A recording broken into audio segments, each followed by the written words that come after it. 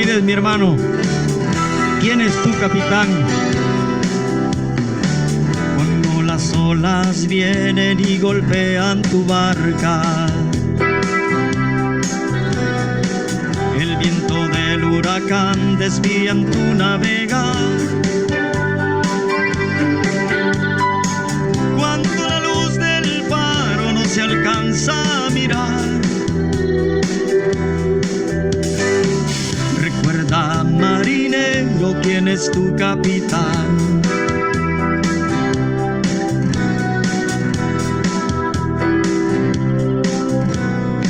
Si estás en alta mar y has perdido tu rumbo,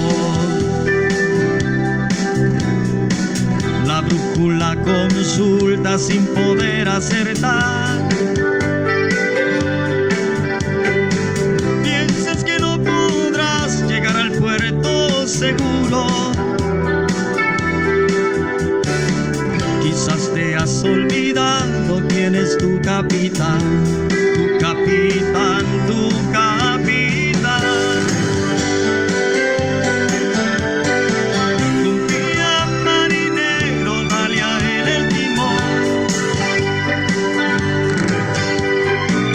Él guardará tu vida y toda tu embarcación. Los vientos cesarán cuando escuchen su voz. Marinero, es Jesús el Señor, recuérdalo, recuérdalo.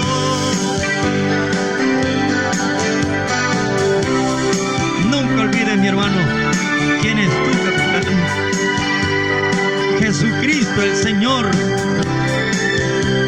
Confía nada más, ten fe en el Señor Jesucristo y camina sobre las aguas como el Señor. Si estás con el Señor, mi hermano, no debes temer a nada en este mundo. Confía, marinero, dale a él el timón. Él guardará tu vida y toda tu embarcación. Los vientos cesarán cuando escuchen su voz. Tu capitán marinero es Jesús el Señor, recuérdalo, recuérdalo. Los vientos cesarán cuando escuchen su voz. Tu capitán marinero es Jesús el Señor, recuérdalo, recuérdalo.